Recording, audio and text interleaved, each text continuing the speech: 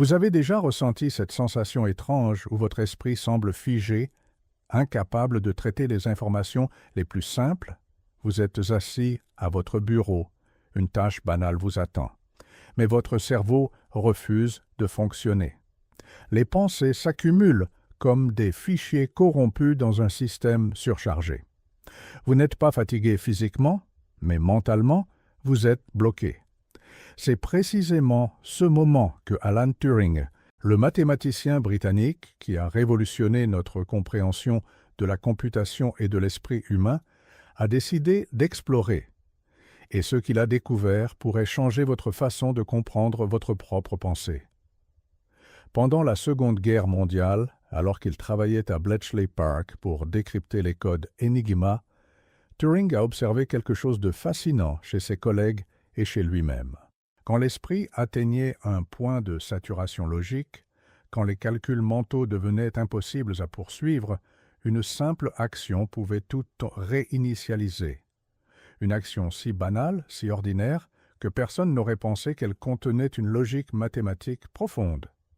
Cette découverte, que Turing n'a jamais formellement publiée, mais qu'il a documentée dans ses carnets privés, suggère que notre cerveau fonctionne exactement comme une machine de Turing, avec un cache de mémoire qui peut être vidé en 60 secondes.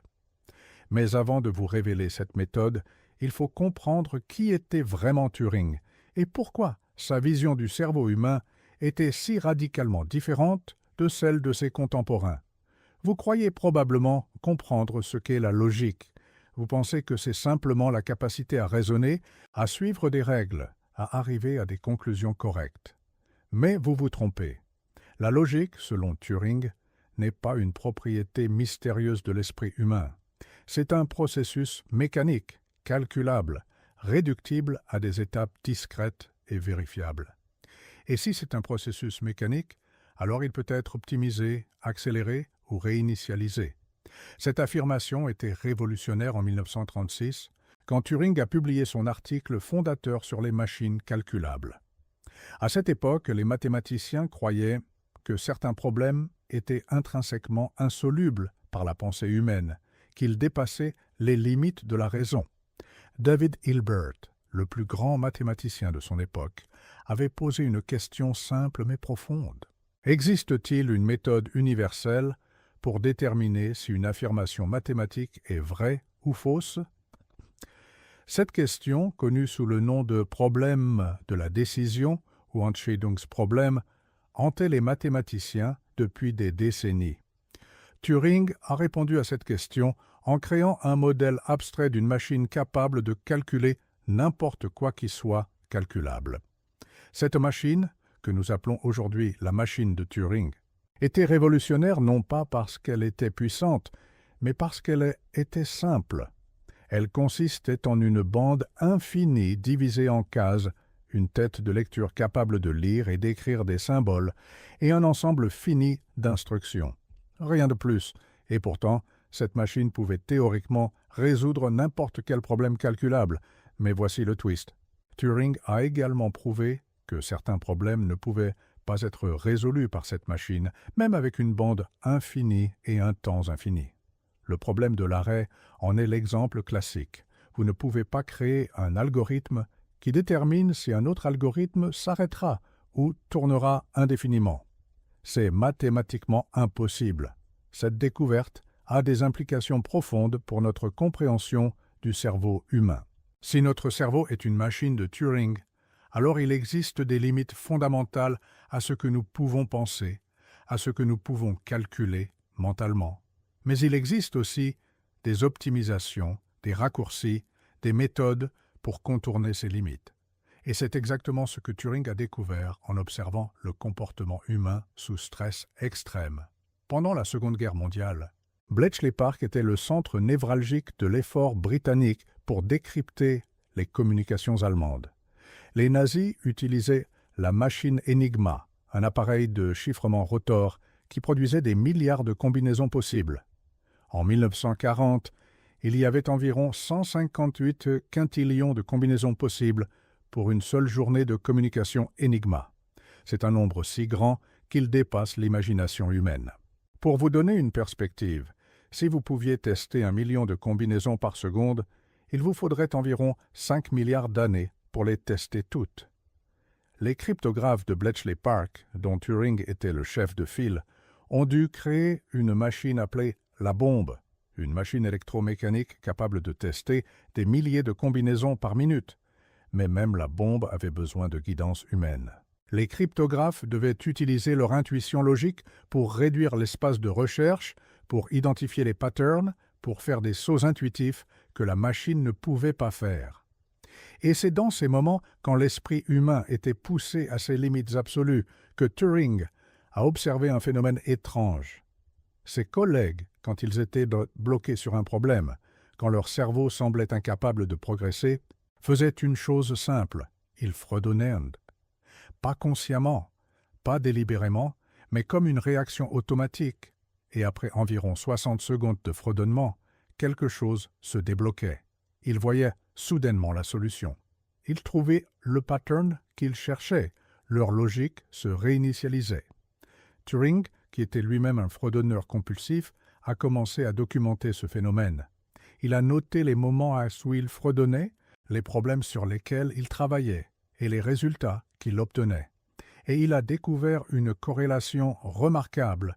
Quand il fredonnait pendant 60 secondes, sa capacité à résoudre des problèmes logiques augmentait de façon mesurable. Ses erreurs diminuaient, sa vitesse de calcul mental augmentait. C'était comme si son cerveau se réinitialisait, comme si le cache de sa mémoire était vidé et prêt à traiter de nouvelles informations. Mais pourquoi cela fonctionne-t-il? Turing a développé une théorie, jamais formellement publiée, mais documentée dans ses carnets. Selon cette théorie, le cerveau humain fonctionne comme une machine de Turing avec un cache de mémoire limité. Quand vous résolvez un problème logique, vous chargez des informations dans ce cache. Vous manipulez ces informations selon des règles logiques. Vous générez des résultats. Mais quand vous travaillez sur un problème complexe pendant longtemps, ce cache se remplit. Les informations s'accumulent, les processus deviennent plus lents. Vous commencez à faire des erreurs. Vous vous sentez bloqué, c'est exactement ce qui se passe dans un ordinateur quand le cache est plein. Les performances se dégradent, les calculs ralentissent, mais il existe une solution simple, vider le cache. Et comment vide-t-on le cache du cerveau? Turing a découvert que l'activité répétitive, rythmique, qui n'engage pas la partie logique du cerveau, peut déclencher une réinitialisation. Le fredonnement est une activité motrice et auditive qui engage les parties du cerveau responsables de la production et de la perception du son, mais pas les parties responsables de la logique abstraite. Pendant 60 secondes, votre cerveau logique se repose. Les informations accumulées dans le cache se dissipent. Les connexions neuronales se réorganisent. Et quand vous arrêtez de fredonner, votre cerveau logique redémarre, frais et prêt à traiter de nouvelles informations. Turing a même estimé que cette période de 60 secondes était optimale, moins de temps, et le cache n'était pas complètement vidé. Plus de temps, et vous risquiez de perdre les informations pertinentes que vous aviez déjà traitées. 60 secondes était le point d'équilibre parfait entre réinitialisation et continuité. Me dites dans les commentaires, avez-vous déjà remarqué ce phénomène chez vous? Avez-vous déjà senti votre esprit se débloquer après une activité simple et répétitive? Peut-être que vous fredonnez, peut-être que vous marchez, peut-être que vous prenez une douche. Chacun de nous a probablement sa propre version de la méthode des 60 secondes de Turing, même si nous ne le savons pas. Turing lui-même n'a jamais donné de nom à cette découverte. Il l'a simplement observée, documentée et utilisée. Mais ce qui m'intéresse vraiment, c'est votre expérience. Comment votre cerveau se réinitialise-t-il? Qu'est-ce qui fonctionne pour vous? Laissez-moi lire vos réponses. Chaque commentaire ici construit quelque chose qu'aucun algorithme ne peut créer. Une conversation humaine authentique sur les limites et les possibilités de notre propre esprit.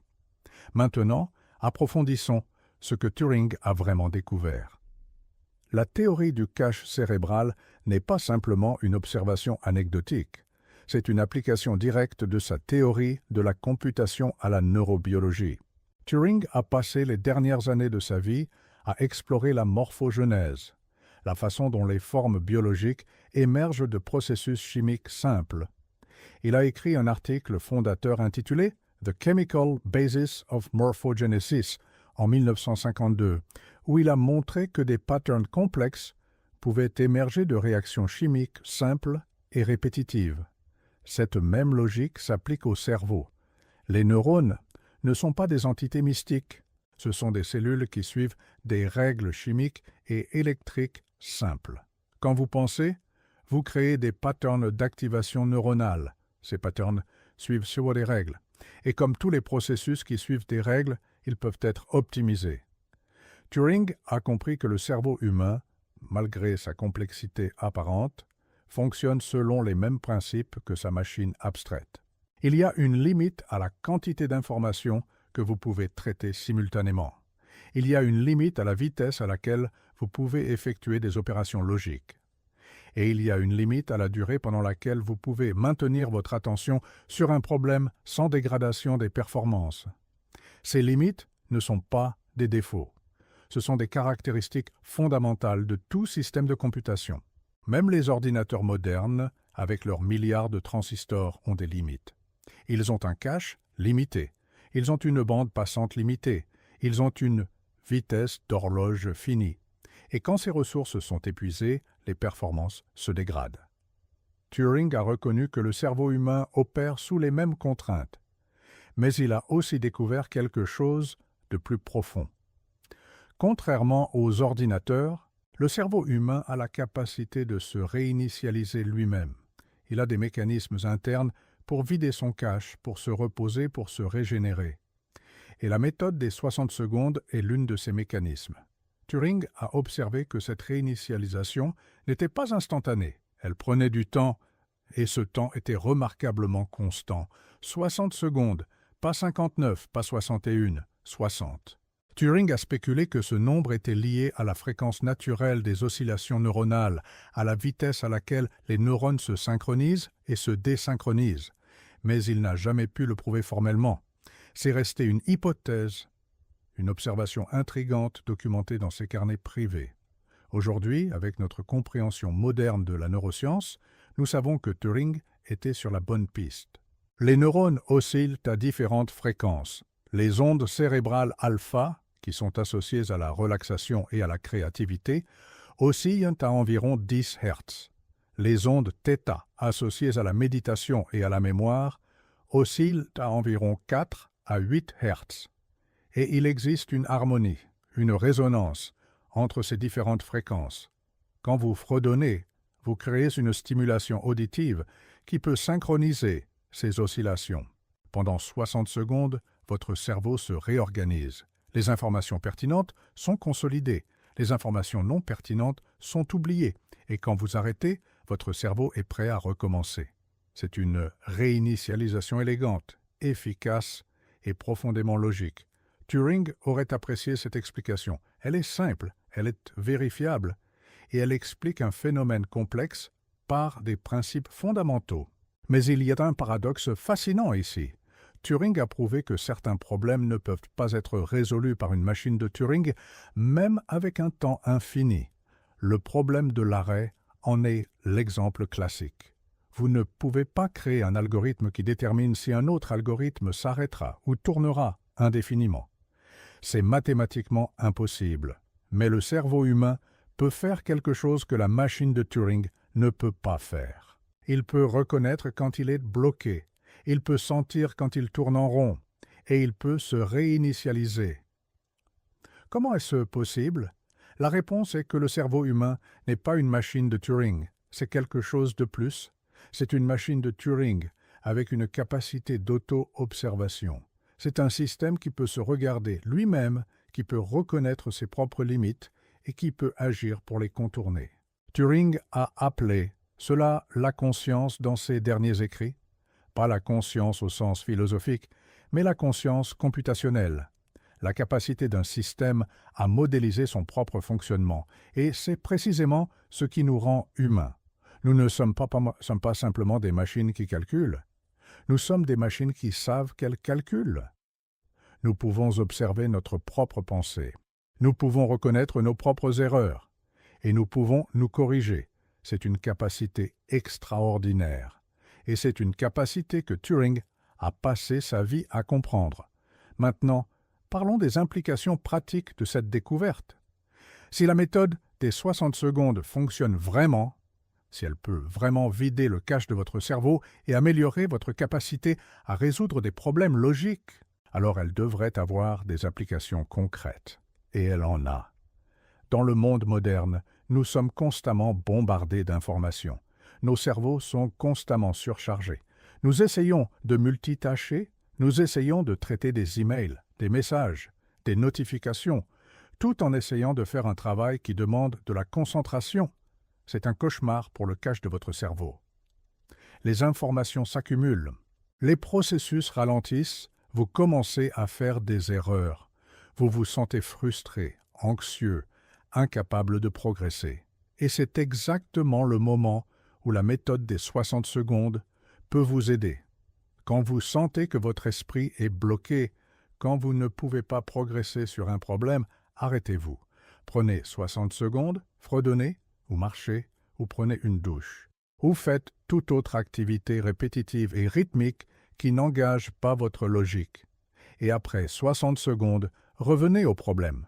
Vous découvrirez que votre cerveau fonctionne différemment. Vous verrez des solutions que vous ne voyiez pas avant. Vous ferez des connexions que vous ne faisiez pas avant. C'est comme si quelqu'un avait appuyé sur le bouton de réinitialisation de votre esprit. Et c'est exactement ce qui se passe. Turing a documenté des cas où cette méthode a augmenté la productivité de ses collègues de plus de 40%. 40%, c'est une amélioration énorme. Et tout ce qu'il fallait, c'était 60 secondes de fredonnement. Imaginez ce que vous pourriez accomplir si vous utilisiez cette méthode régulièrement. Imaginez si chaque fois que vous vous sentiez bloqué, vous preniez 60 secondes pour vous réinitialiser. Vous seriez plus productif, vous feriez moins d'erreurs, vous seriez moins frustré, vous seriez plus créatif, parce que la créativité, c'est aussi une forme de computation, c'est la capacité à combiner des idées de manière nouvelle. Et quand votre cache est plein, vous ne pouvez pas faire cela. Mais quand votre cache est vide, quand votre cerveau est frais, vous pouvez faire des connexions extraordinaires. C'est pourquoi les meilleures idées viennent souvent quand vous ne pensez pas activement au problème. Quand vous êtes sous la douche, quand vous marchez, quand vous fredonnez. Votre cerveau logique se repose et votre cerveau créatif peut s'épanouir. Turing a compris cela et il a construit sa vie autour de cette compréhension. Il prenait des pauses régulières, il fredonnait, il marchait, il se permettait de se réinitialiser. Et c'est pourquoi il a pu accomplir tant de choses extraordinaires. Si vous avez regardé jusqu'ici, vous savez déjà que vous êtes le type de personne qui s'intéresse aux limites de la pensée humaine.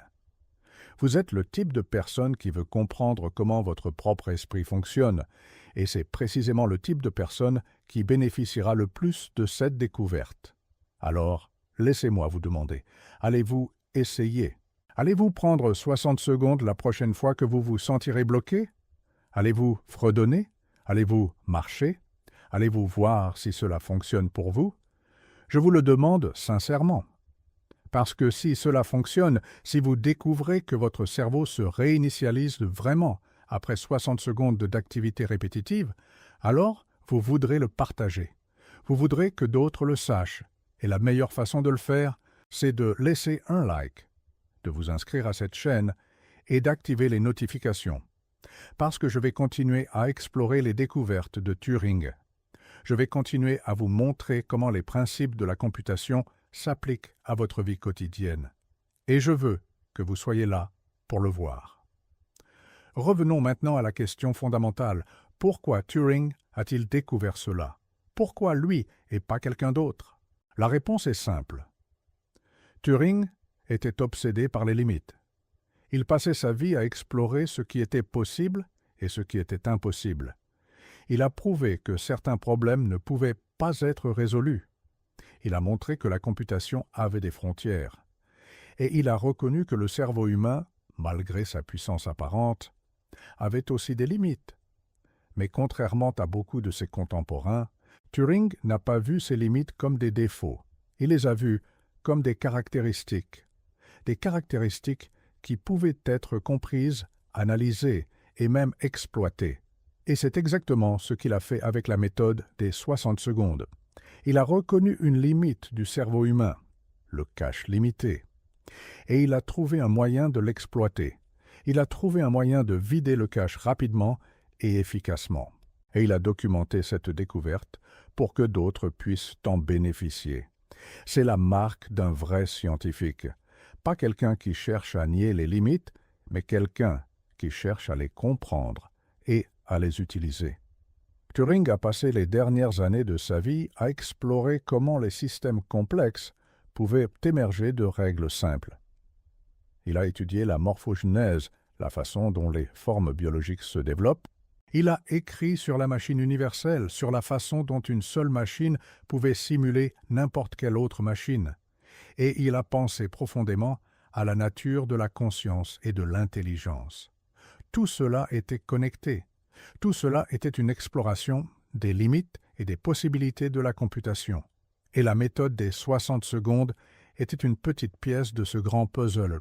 Une pièce qui montrait comment les principes abstraits de la computation pouvaient avoir des applications pratiques et concrètes dans la vie humaine. Mais il y a quelque chose de plus profond ici, quelque chose que Turing n'a jamais explicitement énoncé, mais qui est implicite dans tous ses travaux. C'est l'idée que l'esprit humain n'est pas mystérieux, c'est l'idée que la pensée n'est pas magique. C'est l'idée que la conscience n'est pas une propriété surnaturelle, mais un processus naturel qui peut être compris, analysé et même reproduit. Turing a passé sa vie à démontrer cela. Il a montré que la computation était universelle. Il a montré que n'importe quel processus qui pouvait être décrit par des règles pouvait être effectué par une machine. Et il a suggéré, dans ses derniers écrits, que la pensée humaine était exactement ce type de processus. Pas mystérieux, pas magique, simplement computation. Et si c'est simplement computation, alors il y a des limites, il y a des règles et il y a des façons d'optimiser. La méthode des 60 secondes est une de ces optimisations. C'est une façon de reconnaître une limite du cerveau humain et de la contourner. C'est une façon de dire « Oui, mon cerveau a un cache limité, mais je peux le vider.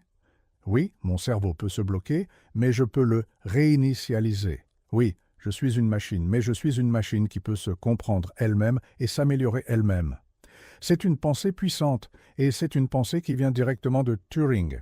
Alors, qu'est-ce que tout cela signifie pour vous? Cela signifie que vous avez le pouvoir de contrôler votre propre esprit. Cela signifie que vous n'êtes pas à la merci de vos limites cognitives. Cela signifie que vous pouvez reconnaître quand vous êtes bloqué, et vous pouvez faire quelque chose pour vous débloquer. Cela signifie que vous pouvez être plus productif, plus créatif, plus efficace. Tout ce qu'il faut, c'est de comprendre comment votre esprit fonctionne. Et maintenant, vous le savez. Vous savez que votre cerveau fonctionne comme une machine de Turing avec un cache limité. Vous savez que ce cache peut se remplir. Vous savez que, quand il se remplit, vos performances se dégradent. Et vous savez comment le vider. 60 secondes. C'est tout ce qu'il faut. 60 secondes d'activité répétitive et rythmique. 60 secondes pour réinitialiser votre esprit. 60 secondes pour vider le cache. Et après cela, vous êtes prêt à continuer. Vous êtes prêt à résoudre des problèmes. Vous êtes prêt à créer. Vous êtes prêt à penser. C'est la méthode des 60 secondes de Turing. Et c'est peut-être la découverte la plus pratique et la plus utile qu'il ait jamais faite. Pas la machine de Turing, pas le test de Turing, pas la thèse de Church-Turing, mais simplement fredonner pendant 60 secondes et votre cerveau se réinitialisera. C'est simple, c'est élégant, c'est logique et c'est profondément humain.